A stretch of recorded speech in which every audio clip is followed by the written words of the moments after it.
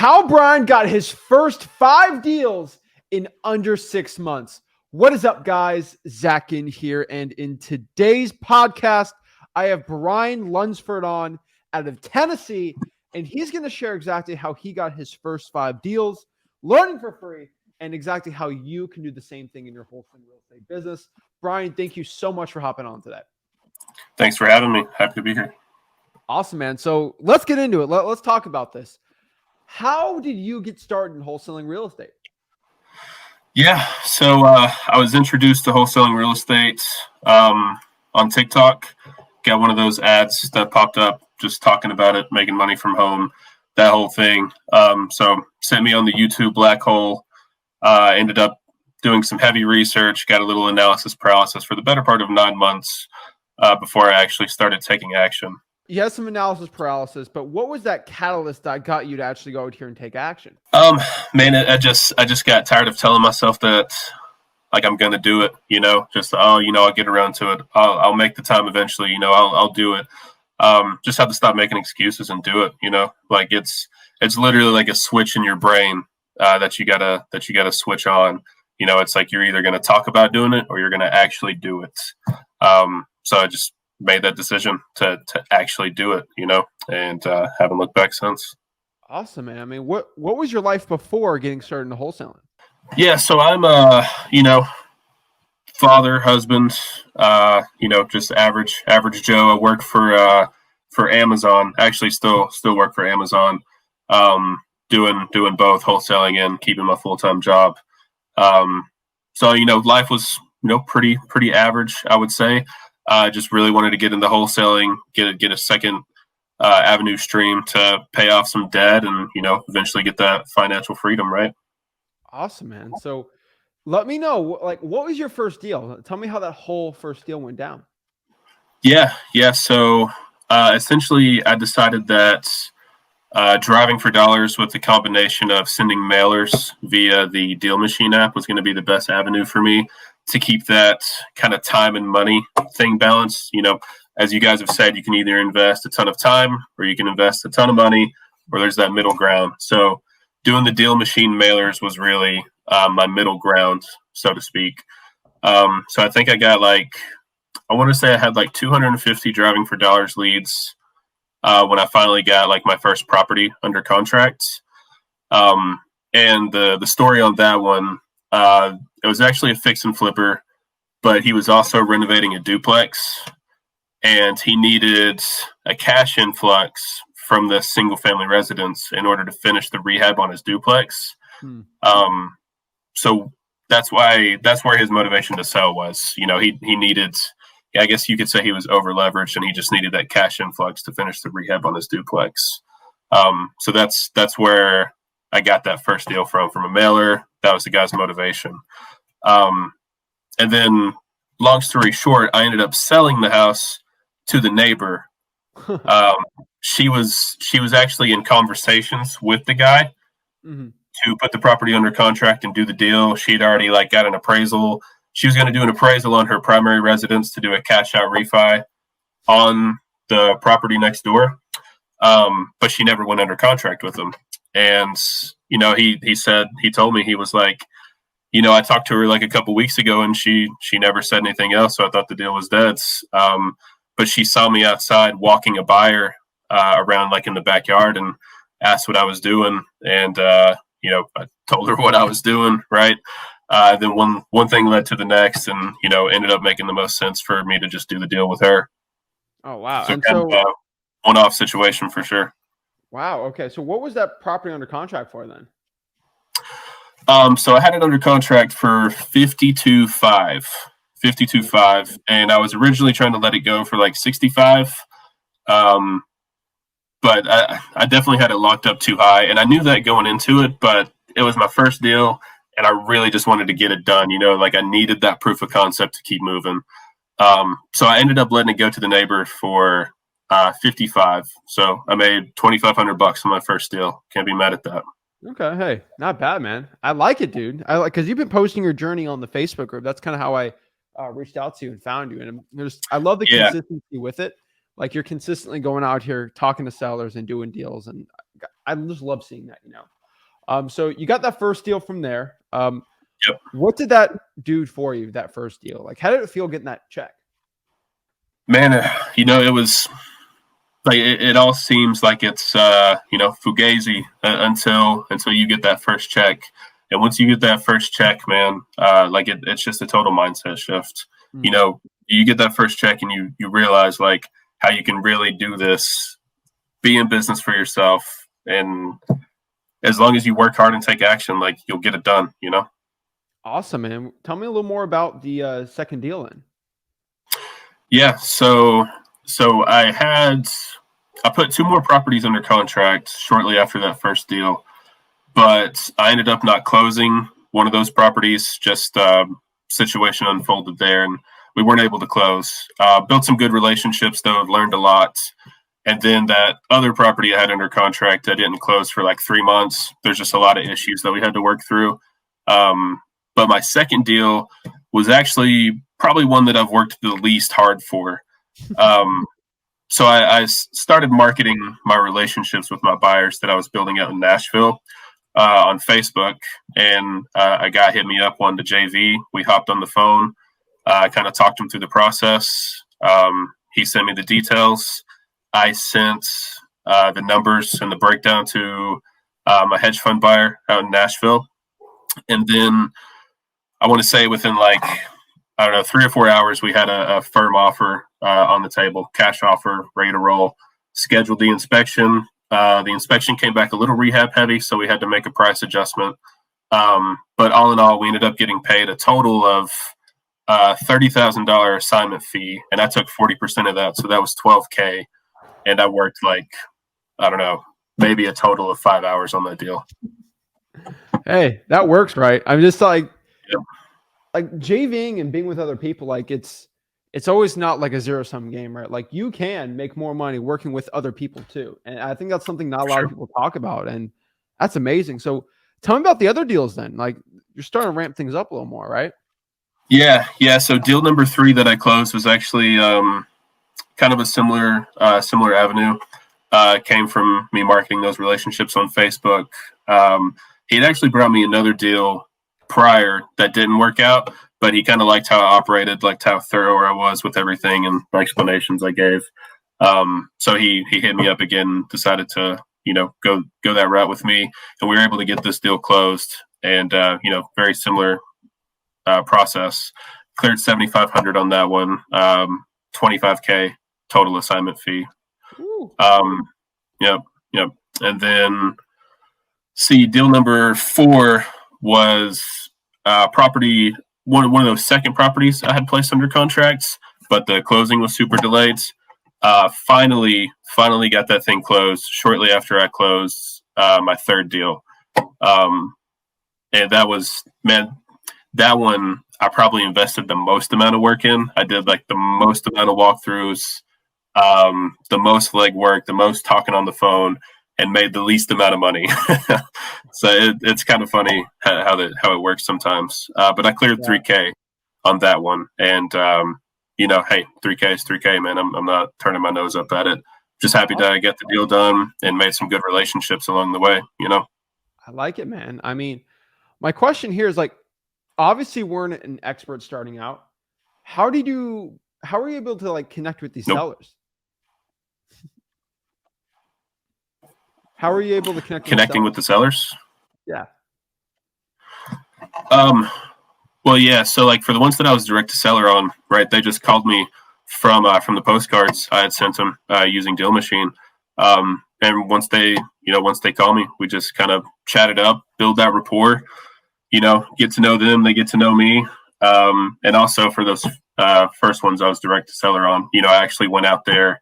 It was my backyard market, so I went out there, met them face to face, walked the property with them, did that whole thing. Awesome. Okay. I mean, what are some of your closing tactics? Like, what is kind of your line when it comes to closing the seller that you do that's becoming which is the most successful for you? I would say I don't really have a line per se. I would just say like I'm just super, super transparent with everything that I do. I tell them like legitimately what I think someone's going to buy it for. I tell them exactly what the problems are. I give them the buyer feedback, and for me, that's been the most effective thing, to just be super, super transparent with people, whether it's the seller, whether it's the buyer, someone you're JVing with. Just be transparent and be honest. I wouldn't say I have a line by any means. Just like be as thorough as you can with the situation as a whole, and people will really respect you for being transparent and honest. I like it, man. That's what I tell everyone to do, and I'm telling you guys, it works. What are some of your top tips for finding someone to JV with? So if you're getting ready to JV with someone, I definitely recommend hopping on the phone, like almost conduct like an interview with that individual, like see where their head's at, see where their knowledge base is at. Because you might have someone who isn't experienced, but is hungry, and you want to feel that out a little bit. You want to feel how much legwork you're going to have to do on the deal, and vice versa. You might be talking with someone who's super experienced, and you guys can just mesh together, but I definitely recommend doing that kind of like a phone screen before you enter into a JV contract with someone, because you don't know who you're getting in business with, really, right? Like, it's super important to know who you're signing a contract with before you actually put pen to paper. I 100% agree. So what are your other tips here? Because you're going to be at 5 deals here. How are you able to find a really good title company locally? So really just recommendations, like Facebook recommendations. I look and I see who recommends what, and then I call them, and then I just kind of give a rundown of what I'm looking to do. Just make sure that the recommendation is firm. And then like in my local market where there's not a ton of people wholesaling where I'm at.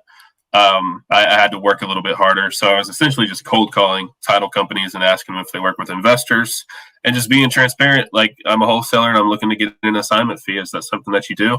And that's kind of how I went about that in my local market. It's not as hard in a big city. Bigger cities, it's a bit easier to do business in. But if you're in a smaller market, definitely just be transparent with them. Tell them you're looking to get an assignment fee and see if it's something they're cool with. Some people will tell you no. Some people will tell you yes. Definitely. I mean, same thing with the title companies with the cash buyers. So how are you able to find the cash buyers virtually and locally?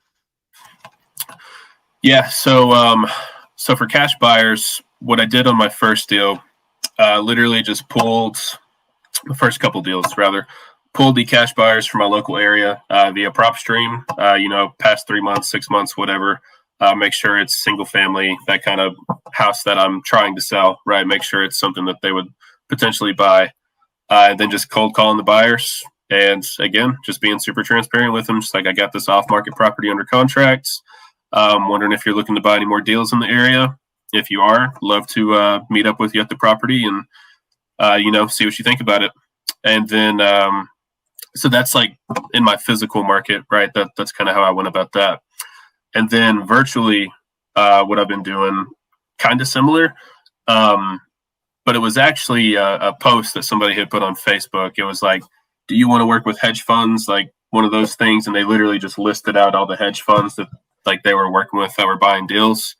So I was like, let me just try and contact these guys and see what I can do. So I just took the company name, Googled it, and then put in their contact form. Sometimes they'd hit me back, sometimes they wouldn't. And there was one where I couldn't find anything concrete on Google. So I found the VP of acquisitions on LinkedIn. And then I literally took his name, took where he was based out of location wise, ran it in True People Search, cold called the VP of acquisitions for this particular company. And then he ended up linking me up with his purchasing managers in their surrounding areas just because he respected the hustle. He was cool with wholesalers. Yeah. It works. You put the hustle in, it's going to work. I love that, man. And then what are your tips for doing walkthroughs? Because sometimes it gets a little difficult doing a walkthrough, right? So what are your best tips for talking to a seller with it? Kind of the rules you're giving to the cash buyer. What are kind of your rules for walkthroughs? Yeah. So for walkthroughs, I've been fortunate enough on the ones that I'm direct to seller on. Those were all, 2 of them were vacant. 1 of them was occupied. So for the vacant ones, it's pretty easy breezy, right? For me personally, I did a couple walkthroughs physically with those buyers, and then there was a couple walkthroughs where like I would have a schedule conflict or something. So I literally just had like a key hidden on the property, and I'd let the cash buyer know where the key was, and then just I told him to take a picture of the key and like make sure he put it back where I put it whenever he was done. But this, like I had established a relationship with this buyer at this point. I wasn't just letting like willy nilly dudes walk through the property or whatever. And then for the ones that were occupied that I've had to set up, just make sure you get with the seller, see what's available for them, cater to the seller first because this is their home. And even though they're looking to move and they need to sell it, like just make sure you be respectful to the seller and let them give you time frames that work for them, and then cater that to your buyers. If a buyer can make it, awesome. If not, you got to cater to your seller. Super important to be respectful to your sellers when they're still living in their home. Oh yeah, 100%. I completely agree. I mean, you're giving a lot of really great tips for beginners here. I mean, what are some of the things you wish you knew starting out that you know now that if you can go back and ask or say you would? I wish I would have started sooner. Like that's really the biggest thing. Like just getting over that analysis paralysis. Like it's not as scary as you think. It's not as intimidating as you think. Like I think people hear the word contract and legally binding documents, and it scares a lot of people for a long time. And that was me. Like, and that's why I studied for as long as I did, because I wanted to make sure that I wasn't going to get myself in like a legal bind or anything like that. But when it came down to it, like it just wasn't as serious as what I made it out to be in my head. I way overanalyzed the whole process, and I really should have started way sooner than I did. That's if I have like a regret or something I wish I would have known, not as serious as you think it is. Awesome. And what's your biggest tip for any beginner out there starting out right now? If you, number one, go through Zach's course, that's first and foremost. Go through the course. Like there's been a couple people that have hit me up after I posted my deals, like looking for help. And I'm like, yeah, man, like I'd love to help you. But my first question is always, have you gone through the course? Have you gone through the Flip with Rick course, like start to finish? And some people say yes, and some people say, well, I'm working on it, here and there. I was like, okay, cool. Hit me up when you're done with the course, and we'll go from there. Like I'd love to help you, but I don't have time to educate. Right? Zach's already done all the educating. Like take his education, and then if you need some help, I'd be happy to help you out, answer questions, whatever that may be. But go through the course. That's number one. And then once you're educated, take action. You have to take action if you want to make money, periods. Like you and Rick say all the time, income producing action. That was a phrase that really stuck with me on one of your YouTube videos. Like analysis paralysis, going through and doing like way over analytical research on these properties isn't going to make you money. Talk to sellers, talk to buyers. Everything else will come. Take consistent action. Be consistent, be patient as well, because it's not going to happen overnight, and be tenacious. Like work like someone's trying to take it away from you. Oh yeah. I love when Mark Cuban says that. It's 100% true. And yep. You sound like me. Yeah. Take the course, go through the course, and then come back. And it's the honest truth. So it's legit. It's legit. Brian, this has been amazing. I think it's truly inspirational. Somebody can go from in under 6 months, really change their life of going from not a wholesaler, not a proof of concept, to actually getting the deals done, really kind of building a business with this and really going in the future. I mean, what does the future look like for you? Man, so short term, I'm just trying to get some debt paid off, get financially free a little bit. Long term, I might end up leaving my job, going full time with it. We'll see. Time will tell. Long-term goals are still TBD, but I'm loving it. I love it, man. So I really appreciate you coming on. I can't wait to see your future next year and just your future deals and your success. Thank you so much for coming on, Brian. What are your final thoughts to the audience right now for the podcast?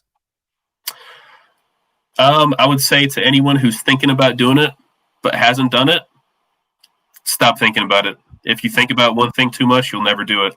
Just get it done. I love it. Brian, thank you so much. If somebody wants to reach out, maybe they have a JV deal, what areas are you doing and where would you want to do some JV deals?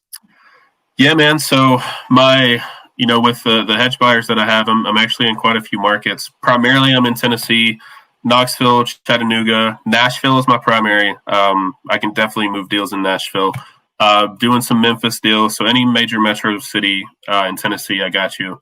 Past that, Dallas, Fort Worth, Southwest Florida, Tampa Bay. Doing some stuff out there as well. Yeah, but hit me up. Brian Lunsford's. Just type it in. If you're in the Facebook group, my name will pop up. Shoot me a DM. I'd be happy to send you the buy box that I have, and see if we can do some deals together. I love it, man. Check them out on Facebook.